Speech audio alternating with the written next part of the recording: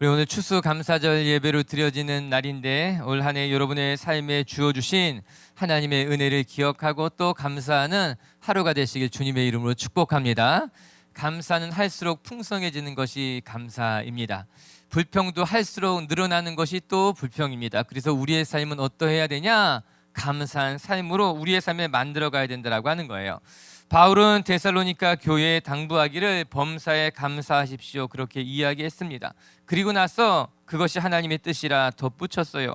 우리 데살로니가전서 5장 18절에 같이 한번 자막을 통해 읽어보겠습니다. 시작.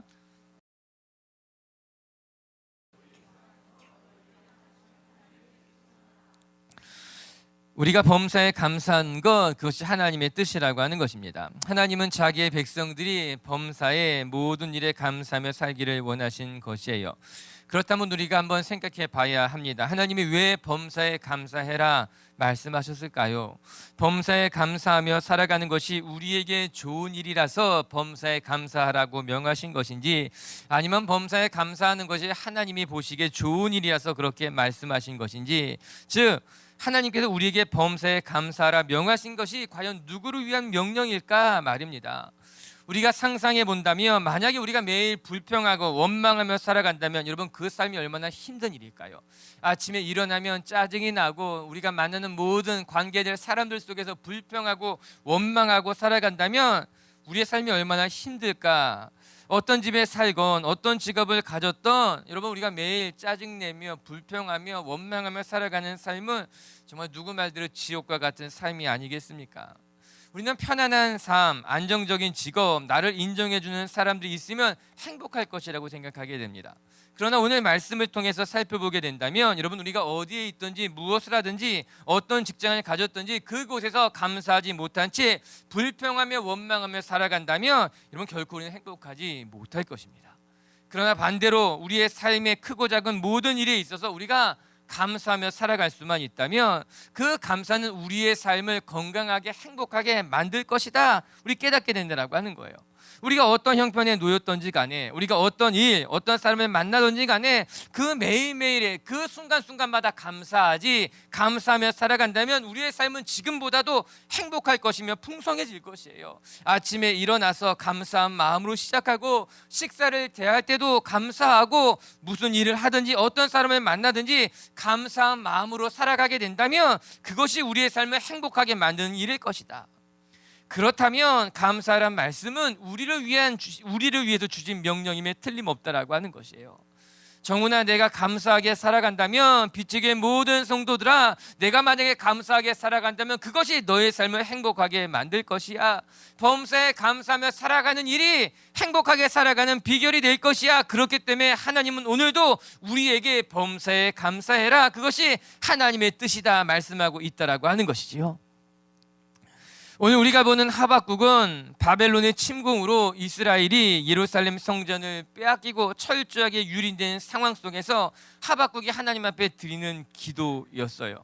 하박국이 어떠한 사람이었을까 추측이 적지 않습니다. 하박국의 마지막 절에 보게 되면은 이 노래는 지휘하는 사람을 위하여 내 수금에 맞춘 것이라, 이렇게 기록된 것을 보면서 아마 이 하박국이라고 하는 사람은 성전에서 레위인으로 찬송을 맡아 부른 사람일 것이다, 사람들은 그렇게 추정하기도 합니다. 또한 랍비 전통에서는 그의 이름의 뜻을 빌어서 아마 이 하박국이 엘리사가 기적적으로 살린 수넴 여인의 아들이었을 것이다 이야기합니다. 하박국이라는 뜻이 포옹하다라는 뜻을 가지고 있거든요. 이 수넴 여인의 아들이 대사라가 나서 엘리사가 그 여인에게 안겨주었던 것을 봐서 아마 이 사람이 수넴 여인의 아들이 아니었을까 추정하기도 합니다. 또 외경에 보게 되면은 예수아의 아들로서 다니엘이 사자굴에 던져졌을 때 바벨론에 같이 포로로 잡혀가서 그 다니엘에게 음식을 갖다 준 사람이 이 하박국이 아니냐, 그렇게 추정하는 사람들이 있다라고 하는 것이에요. 무엇이든지 좋습니다. 하박국이 레위 인물이든지 간에 아니면은 수남 여인의 아들로서 죽음을 경험했던 사람이든 간에 아니면 다니엘과 함께 바벨론으로 끌려갔다가 그곳에서 또 하나님의 쓰임을 받은 사람이든 간에 어떤 추론이든 간에 분명한 것은 한 가지가 있다라고 하는 것이에요. 그가 누구든 그는 품위를 가진 사람으로서 그의 신앙이 참으로 성숙했던 것이다. 우리가 오늘 말씀을 통해서 분명하게 깨닫게 된다라고 하는 거예요. 비록 하박국이 살았던 시대가 고난의 시대고 절망적인 시대였음에도 불구하고 하박국은 하나님의 은혜를 기억하며 그 하나님의 은혜에 감사하며 살아가는 삶을 살았다고 하는 거예요. 여러분, 평상시에는요 잘 드러나지 않을지 모르지만 어려운 일을 만나면요 그 사람의 성품이, 그 사람의 됨됨이가, 그 사람의 품격이 드러나게 돼 있는 것이에요. 그냥 어려운 일이 없을 때는 그냥 그런 사람이구나 생각할지 모르지만 고난을 만나고 그 고난을 어떻게 감당해내는가를 들여다보게 되면은 이 사람이 성숙한 사람이구나, 이 사람이 그래도 고난을 만나고 어려운 일을 만나도 그 안에 있는 품위가 있구나, 품격을 잃어버리지 않는구나 알게 된다라고 하는 것이에요. 오늘 우리가 추수감사절을 맞이해서 우리가 하박국의 신앙을 살펴볼 텐데, 전 우리 비치교회 성도님들도 하박국처럼 고난 속에서도 여러분의 성품, 여러분의 됨됨을 잃어버리지 아니하고 여러분의 신앙이 품위가 있는 신앙이 되길 주님의 이름으로 축복합니다. 그러면 첫 번째, 하박국의 신앙이 품위가 있었던 것은 그는 고난 중에서도 하나님 앞에 감사할 줄 아는 사람이었다. 우리 이제 17절의 말씀을 같이 함께 묵상하겠습니다. 시작. 포도나무에 열매가 없으며 감람나무에 밭에 먹을 것이 없으며 우리의 양이 없으며 외양간에 소가 없을지라도, 무화과 나무가 무성하지 못하고 포도나무에 열매가 없고 또 감람나무에 소출이 없어도, 오늘 본문은 그렇게 시작이 되고 있습니다. 이는 하박국이 지금 겪고 있는 삶의 모습일 것입니다. 무화과 나무를 보신 분은 알겠지만 무화과 나무는 멀리서도 그 잎의 풍성함으로 말미암아 쉽게 눈에 띄는 나무가 무화과 나무예요. 무화과 나무는 잎이 손바닥처럼 생겨서 넓게 생겼습니다. 어디에서나 무화과 나무가 있으면 그 나무가 눈에 띌 수밖에 없다라고 하는 것이에요. 여름이 되면 알 수 있는 나무. 여러분, 또한 포도나무도 한 송이의 포도알이 수십 개씩 열리는 나무인 거예요. 그래서 이 포도나무라고 하는 것은요 풍성함의 상징이라고 하는 것이죠. 감람나무는요 올리브 나무라고도 이야기하지 않습니까? 수명이 몇 병령씩 되는 나무가 이 올리브 감람나무라고 하는 거예요. 이스라엘에서는 풍요를 상징하는 나무 중에 하나인 것이지요. 그런데 이렇게 풍요를 상징하는 나무들이 아무런 소출이 없다라고 하는 것이에요. 무화과 나무도 그렇고 포도나무도 그렇고 감람나무도 그렇고 지금 하박국이 경험하고 있는 세상, 그가 처한 상황을 말해주고 있는 것일 거예요. 하박국은요 예루살렘 성전이 무너지는 것을 직접 경험한 선지자 중에 하나입니다. 바벨론이 이스라엘을 침공했을 때에 그 예루살렘 성전을 회파하고 그곳에 있는 물건을 다 가져갔는데 그 아픔을 겪은 사람이 하박국이라고 하는 거예요. 얼마나 안타까운 일이겠습니까? 나라가 망하는 것을 겪었고 또 그는 하나님의 성전에서 하나님의 성전을 지키는, 하나님의 성전에서 일하는 사람이었는데 그 성전이 이방인들의 손에 의해서 유린당하고 그 성전의 성물들, 기물들을 빼앗기는 것을 직접 경험했다고 하는 것은 그의 삶에 잊지 못할 트라우마, 아픔이 남겨졌던 사람이 하박국일 거라고 하는 거예요. 그러나 그럼에도 불구하고 오늘 하박국은 무엇이라 고백하는가? 무화과 나무에 무성함이 없고 포도나무에 소출이 없고 더 나아가 내 밭에 먹을 것이 없고 외양간에 소마저 다 달아났다 할지라도 나는 무엇 때문에 기뻐하는가? 하나님으로 기뻐하고 하나님으로 찬송하겠다라고 하는 거예요.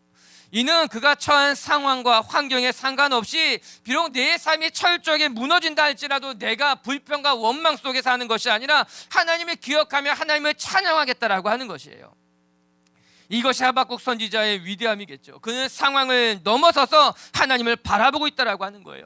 지금 내 형편이, 내 상황이 어렵다 할지라도 그 상황과 그 환경에 내 마음이 흔들리지 아니하며 하나님 앞에 내 삶을 내어드리겠다. 실상 하박국서에서 보게 되면은 하박국 선지자가 내 인생에 이해할 수 없는 일들로 말미암아 하나님 앞에 고민하는 내용으로 하박국서는 가득합니다. 예를 들면요 하박국서에 보게 되면요 하박국이 이렇게 기도합니다. 아니 자기의 고민을 토로하게 됩니다. 하나님, 왜 이스라엘이 무너진 것입니까? 하나님의 백성인 이스라엘이 무너진 것을 난 이해할 수 없습니다. 하박국은 이런 기도도 하게 됩니다. 하나님, 왜 악인은 형통하게 되고 의인은 고난을 당해야만 합니까? 그래서 하박국서는요 하박국의 질문으로 가득하게 됩니다. 왜 이스라엘이 망해야만 하는지, 왜 악인은 형통하는 것인지, 왜 의인임에도 불구하고 그의 삶에 고난이 가득한 것인지, 이게 하박국의 질문이었어, 고민이었어. 이해할 수 없는 그의 삶의 퀘스천 마크라고 하는 거예요. 그러나 하박국은 그의 고민들 속에서, 이해할 수 없는 질문들 속에서 무엇이라 결론을 내리고 있는가? 그것이 오늘 우리가 읽은 3장 17절부터 19절까지의 결론인 거예요. 내가 비록 내 인생을 다 이해할 수 없다 할지라도, 무화과 나무에 무성함이 없고 내 삶의 모든 소출이 다 사라진다 할지라도, 나는 하나님으로 말미암아 기뻐하고 하나님으로 말미암아 찬송하겠다라고 하는 것이에요. 오늘 17절은 이렇게 시작이 됩니다. 비록 무화과 나무가 무성하지 못하며. 저는 이 17절의 첫 단어에서 충격을 받았어요. 그는 비록이라고 말합니다. 비록 무화과 나무가 무성하지 못하고, 비록 밭에 먹을 것이 없다 할지라도, 비록 포도나무도 외양간의 소도 우리의 양도 다 없다 할지라도, 여러분, 이 비록이라는 이 짧은 단어에 이 하박국의 모든 믿음이 담겨져 있는 것이구나. 정말 많은 이야기가 이 비록이라고 하는 이 한 단어에 담겨져 있구나. 고난이 오면 사람들은 불평하게 되어 있습니다. 이스라엘이 광야에서 그러지 않았습니까? 그들은 물이 없다고 불평했습니다. 먹을 것이 없다고 불평했습니다.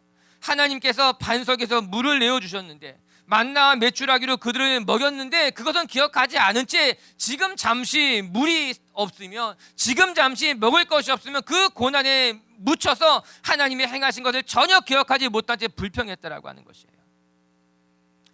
이런 사람들의 특징이 뭔지 아십니까? 흔히 남 탓을 하게 됩니다. 이 고난에 대한 이유를 누군가에게 돌리고 싶은 거예요. 그래서 누군가 타겟을 만드는 거죠. 이스라엘 백성들은요, 그 모든 이유를 모세에게 돌렸습니다. 모세를 탓했습니다.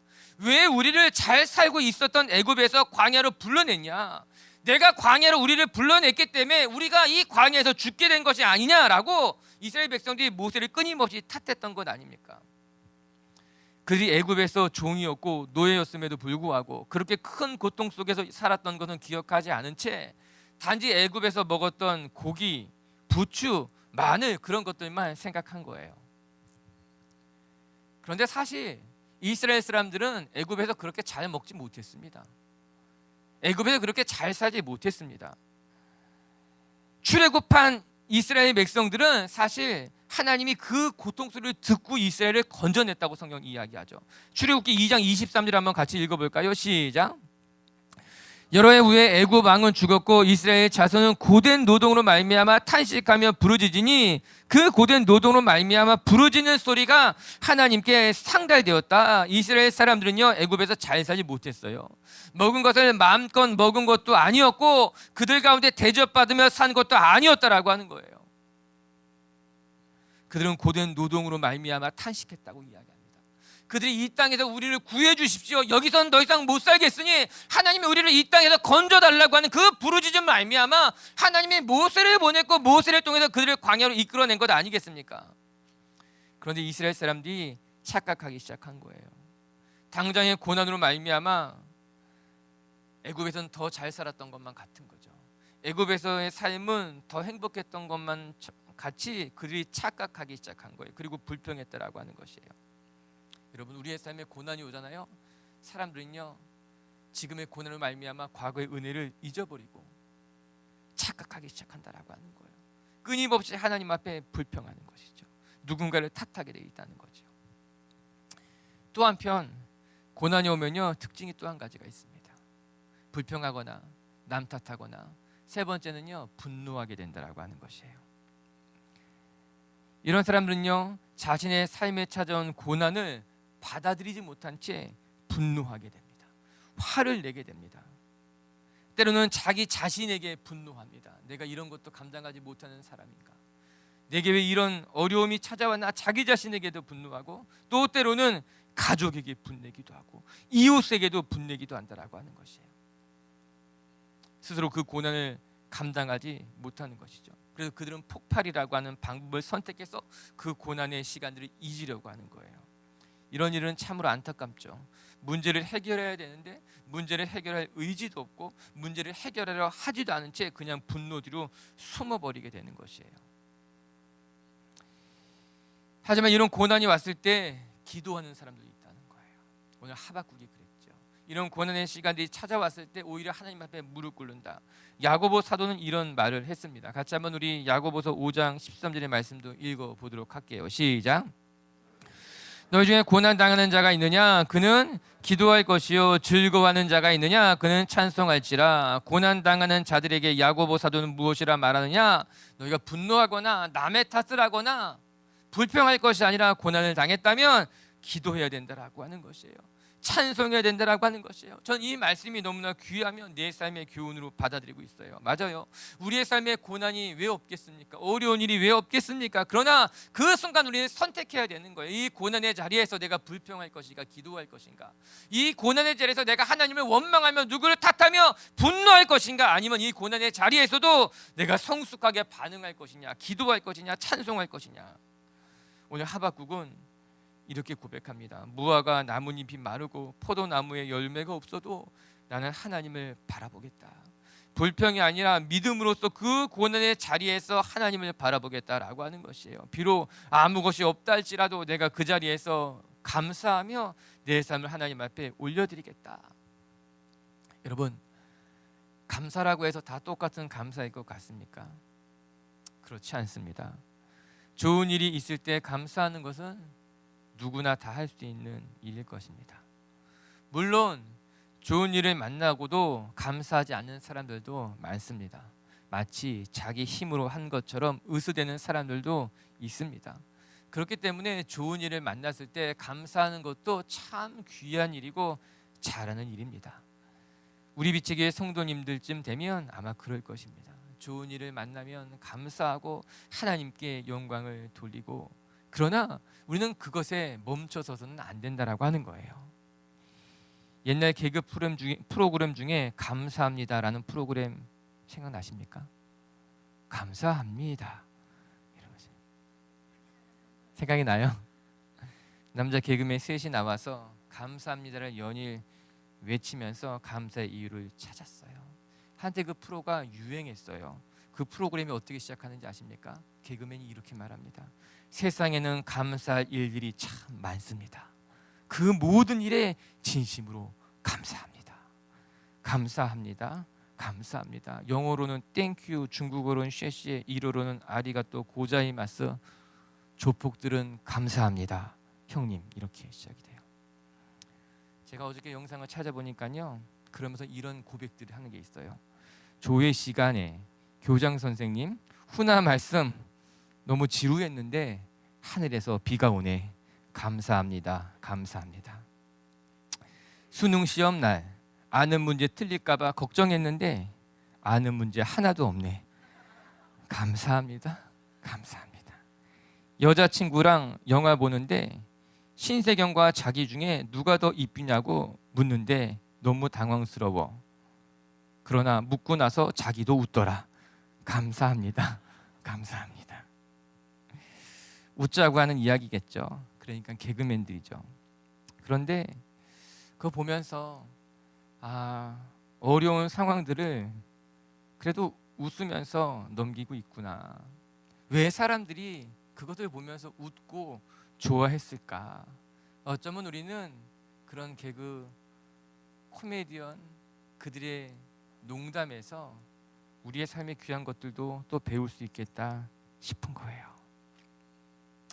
사랑하는 미체교회 성도 여러분, 웃을 수 없는 상황 중에서도 또 불평과 또 불만만 나오는 그런 상황이라 할지라도 저는 그 속에서 우리가 감사의 제목들을 찾아내고 그 속에서도 감사할 수 있는, 마치 오늘 하박국의 고백과도 같이 비록 우리의 삶에 아무것도 없다 할지라도 내가 그 속에서도 감사한다면 저는 그 감사는 품격이 있는 한층 더 위대한 감사가 아니냐 그리 생각한다라고 하는 것이죠. 우리 미치교회 성도들이 그렇게 좀 더 성숙한 감사의 모습으로 여러분의 삶을 내어드릴 수 있는 하나님의 사람들이 되기를 주님의 이름으로 축복합니다. 두 번째, 그러면 하박국이 이렇게 성숙한 감사를 드릴 수 있었던 비결이 무엇일까? 그의 답이 18절에 나옵니다. 같이 한번 읽어보겠습니다. 시작. 즐거워하며 나의 구원의 하나님으로 말미암아 기뻐하리로다. 하박국은 여호와로 말미암아 즐거워하며 구원의 하나님으로 말미암아 기뻐합니다 고백하고 있습니다. 여기 하박국의 해답이 있는 거예요. 그가 고난을 감당해내는 이유가 여기 있는 거예요. 18절에 말미암다라고 하는 단어, 이 단어가 매우 중요한 단어이죠. 근거를 이야기하는 겁니다. 하박국이 성숙했던 것은 그가 상황이나 환경에 자신의 기쁨이나 감사 이유를 찾은 것이 아니라 하나님의 존재, 하나님 안에서 그가 기뻐해야 할 이유를 찾았다는 거예요. 여러분, 우리의 신앙이 어떠해야 되는가? 여기 잘 보여주고 있는 거예요. 여러분, 우리의 신앙이, 우리가 감사하는 이유가 상황과 환경에 좌지우지 된다면 곤란한 것입니다. 그러나 적지 않은 사람들이 신앙의 이유를 상황에 둔다라고 하는 것이죠. 내 감사의 제목들을 상황에서만 찾는다라고 하는 것이에요. 물론 상황에서, 환경에서 찾을 수 있어요. 그러나 그것에서만 우리가 감사할 이유를 찾는다는 것은 매우 위험한 일이라고 하는 것이에요. 만약에 좋은 일을 만나면 감사해야 하지요. 어려운 일을 만나면 감사하지 못하고 원망하게 되는 것, 그것은 우리의 신앙의 근거가, 우리가 감사하는 이유가 어디 있느냐? 상황에 있다는 거예요. 환경에 있다는 것이에요. 하나님에게 있는 것이 아니라고 하는 것이죠. 내가 원하는 것을 얻으면 감사하고 내 삶의 길이 열리면 감사한다는 것은 여러분, 상황과 환경에 우리의 감사의 조건이 있다는 거죠. 그러나 오늘 하박국을 통해서 배우게 되는 것은 상황과 환경에 감사의 이유가 있는 것이 아니라 우리의 이유는 오직 하나님에게 있다라고 하는 것이에요. 오늘 우리가 영상에서 우리가 어떤 고백을 했느냐? 우리가 감사하는 이유는 하나님이라고 하는 거예요. 2018년 우리가 감사한 이유는 하나님과 함께했던 모든 시간들이 감사할 수 있었다라고 하는 것이죠. 오늘 하박국이 그 이야기를 하고 있는 것입니다. 상황은 흔들렸지만, 감사의 이유를 찾을 수 없는 것만 같았지만, 그러나 그가 고백하는 것은 나는 하나님으로 말미암아 기뻐하고 하나님 때문에 즐거워한다라고 하는 거예요. 여러분, 19절은요 그 고백을 이렇게 이어가고 있어요. 19절도 읽어볼게요. 시작. 나의 힘이라 나의 발을 사슴과 같이 하사 나를 나의 높은 곳으로 다니게 하시리로다. 여러분, 그렇게 고백하고 있어요. 그가 높은 곳으로 다닌 것은 아직 아니라고 하는 거예요. 그러나 하나님이 나의 힘이기 때문에, 하나님은 나의 힘으로 삼았기 때문에 지금도 감사하다는 거죠. 하나님은 나의 힘으로 삼았기 때문에 지금은 비록 그는 고난 가운데 있지만 나의 하나님이 나를 살릴 것이고, 나의 하나님이 나를 구원하실 것이고, 나의 하나님이 나를 높은 곳으로 다니게 할 것이라고 고백하고 있다라고 하는 거예요. 전우리 비추교회 성도들이요, 오늘 이 말씀과 같이 여러분의 삶의 감사의 제목들, 물론 여러 가지가 있겠지만 그 가운데 우리의 감사의 제목은 오직 하나님이다. 하나님 때문에 기뻐하고 하나님 때문에 감사하고 하나님 때문에 즐거워하는 우리 성도님들이 되길 주님의 이름으로 축복합니다. 예수님의 말씀에 귀를 기울여 봐야 돼요. 누가복음 10장 20절에는요 이런 말씀이 나옵니다. 같이 한번 읽어볼게요. 시작.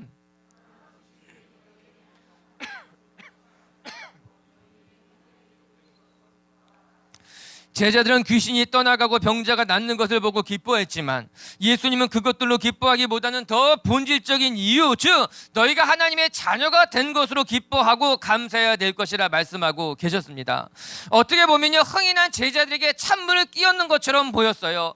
70명의 제자들은요 이스라엘 각지로 흩어져서 복음을 전했어요. 귀신이 예수의 이름으로 떠나가게 되었어요. 제자들의 마음엔요 흥이 있었어요. 기쁨이 넘쳐났어요. 그리고 그들이 다시 예수님에게 모여서 정말 기뻐하며 선교복을 한 것 아닙니까? 귀신이 떠나갔습니다. 사단이 물러갔습니다. 병자가 나았습니다. 그때 예수님께서 제자들의 흥에 장단을 맞춰줄 수 있었어요. 잘했다, 얼마나 좋으냐, 너희들이 나의 제자다. 그러나 예수님은 그리 흥을 맞추지 않고 오히려 제자들에게 무엇이라 말씀하느냐? 귀신이 떠나간 것을 보고 병자들이 낫는 것을 보고 기뻐하지 말고 너희의 이름이 하늘에 기록된 것으로 너희들은 기뻐해야 될 것이다. 예수님은요 제자들이 한층 더 업그레이드가 되기를 원했던 거예요. 단지 눈에 보이는 것에만 기뻐하고 행복해하는 것이 아니라 너희들은 더 본질적인 기쁨, 본질적인 감사를 누리는 사람이 되기를 원했던 것. 그래서 오늘 예수님이 제자들을 업그레이드 시킨 것 아닙니까? 핸드폰을 사용하다 보면은 업그레이드하라는 표시가 나오지 않습니까? 일정 기간이 지나면 더 좋은 버전이 나왔기 때문에 그것으로 이 핸드폰든 컴퓨터든 모든 것은 업그레이드를 시키라고 이야기하고 있는 것이에요. 그래야지만 비로소 더 원활하게 잘 프로그램이 운영된다라고 하는 것이에요. 오퍼레이팅 된다라고 하는 것이에요. 그래서 때가 되면요 업그레이드 시켜야 되는 거예요. 업그레이드 시키지 않으면 전에는 좋은 기계였을지 모르지만, 전에는 잘 돌아갔을지 모르지만 이제 그렇게 돌아가지 못한다라고 하는 거예요. 오늘 예수님은요, 여러분에게 이야기하고 있는 거예요. 이제 신앙생활 한 지 1년 지났어. 이제 5년 지났어. 이제 10년 지났어.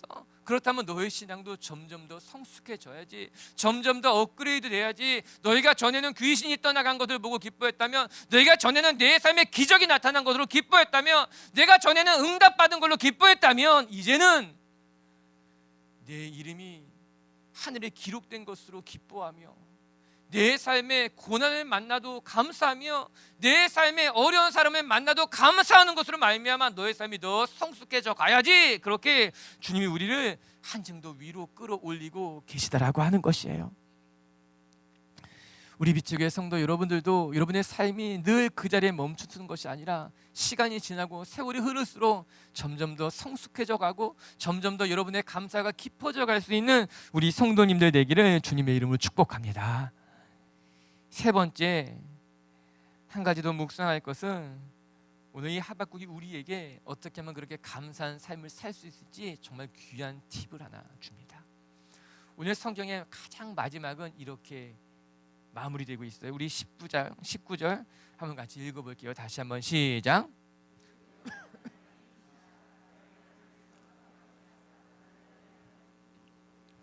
여기부터가 중요해요. 큰 소리 읽어요. 시작. 이 노래는 지휘하는 사람을 위하여 내 수금에 맞춘 것이라. 오늘 이 하박국이 지은 이 노래를 어떻게 불러야 하는지를 알려주고 있는 거예요. 즉 이 노래는요, 이 시는요, 어떠한 상황에서 불려졌는지, 어떠한 자리, 삶의 자리에서 불러졌는지를 이 마지막 한 줄이 알려주고 있는 것이에요. 무엇이라고 이야기합니까? 노래는 지휘하는 사람을 위하여 내 수금에 맞춘 것이라. 다른 성경을 보게 되면은 합창대가 지휘자에 맞춰서 노래를 부르라 이야기도 하고 있다라고 하는 것이에요. 이 하박국의 고백은 노래였어요. 그리고 이 노래에 맞춰서 레위인들은 합창을, 찬송을 불렀다라고 하는 거지요. 뿐만 아니라 이스라엘 사람들도 이 노래를 듣기도 했으며 이 노래를 따라하기도 했을 것이라고 하는 것이죠. 여러분, 이것이 우리의 삶의 고난을 이겨나가는, 우리의 삶이 더 깊은 감사로 나아가는 아주 중요한 힌트가 된다라고 하는 것이에요.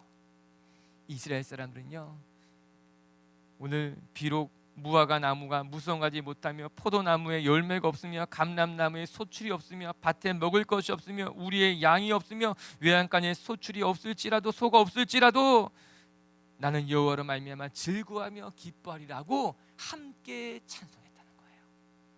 그 찬송을 함께 부르며 삶의 자리에서 노래했다라고 하는 것이에요. 그러면서 그들은 고난을 이겨나간 것이 이 시편의 자리라고 하는 거예요. 여러분, 우리가 어떻게 고난을 이길 수 있을까? 고난의 자리에서 어떻게 감사할 수 있을까? 그것은 함께 찬송하는 거예요. 함께 모여서 하나님을 노래하는 것이 그 고난을 감사의 자리로 바꾸는 아주 중요한 힌트가 된다라고 하는 거예요. 여러분, 어려운 일을 만날 때마다 동굴로 숨는 사람들이 있습니다. 힘든 일을 만날 때마다 자꾸 혼자 있으려고 그렇게 사라지는 사람들도 있습니다. 그러나 그것은 참 위험한 일입니다. 그것은 어리석은 일이다 말할 수 있을 것입니다. 우리는요, 고난이 올수록, 힘든 일을 만날수록 동굴로 숨어 들어가는 것이 아니라 오히려 함께 모여서 하나님을 찬송하며 함께 모여서 노래하며 함께 모여서 감사하는 것이 고난을 이기고 슬픔을 이기는 비결이 된다라고 하는 것이에요. 우리 이렇게 함께 모여서 예배하는 이것 자체가 우리의 영이 충만해지고 우리의 신앙이 더 힘을 얻게 되는 아주 귀한 축복의 시간이 된다라고 하는 것이에요. 그리고 이스라엘이 그렇게 고난을 이긴 거였어요. 할렐루야. 오늘도 우리 빛의 교회 성도들이 함께 모여 찬송하며 즐거워하며 감사하는 것으로 말미암아 우리의 삶에 만난 고난들을 이겨내며 정말 성숙한 감사의 자리로 나아가는 빛의 교회 성도님들이 되기를 주님의 이름으로 축복합니다. 우리 함께 모여 이 추수감사 예배를 드린다는 것이 얼마나 기쁜지 몰라요. 함께 쌀도 가져오고 이따 세일 모임 하면은 감사의 제목들도 나누고 우리가 또 한 주간 동안 감사의 제목들을 나누면서 하나님 앞에 예물도 드리고 이 모든 것이 공동체에서 함께 감사하는 법을 배우는 시간들, 우리가 누리는 축복이라고 하는 거예요. 아멘. 말씀을 정리하십시다. 오늘 성경 말씀에 우리가 배워야 할 것은, 여러분, 범사에 감사하라 하시는 것은 우리를 위한 명령이며 우리가 이 땅을 행복하게 살아가는 축복의 힘이 된다라고 하는 것이에요. 여러분의 삶에도 매일매일 범사에 늘 감사함으로 말미암아 여러분의 삶을 행복하게 가꾸어 갈 수 있는 우리 성도님들 되기를 주님의 이름으로 축복합니다. 우리 하박국 선지자처럼 저는 첫 번째, 우리의 감사가 그냥 모든 사람들이 하는 그 정도의 감사에서 한 걸음 더 나아가, 전 우리 미치의 성도들의 신앙이 품위가 있는 것처럼 정말 고난 중에서도 감사하며 환난 중에서도 찬송할 수 있는 그런 성숙한 감사하는 사람들이 되시길 주님의 이름으로 축복합니다. 두 번째, 하박국이 그렇게 감사할 수 있었던 것은 그는 오직 하나님으로 말미암아 하나님만 그의 삶의 힘으로 삼았다라고 하는 거예요. 여러분의 상황에, 환경에 여러분의 감사의 제목을 두시지만 마시고 하나님 때문에 기뻐하고 하나님 때문에 감사하며, 그렇게 여러분의 신앙이, 여러분의 감사가 점점 더 깊어지고 업그레이드 될 수 있게 되기를 주님의 이름으로 축복합니다. 그리고 세 번째, 우리가 함께 모여 찬송하는 것은 우리에게 큰 힘이 될 것입니다. 여러분의 입술에 늘 찬송이 넘쳐나시기를 주의 이름으로 축복합니다.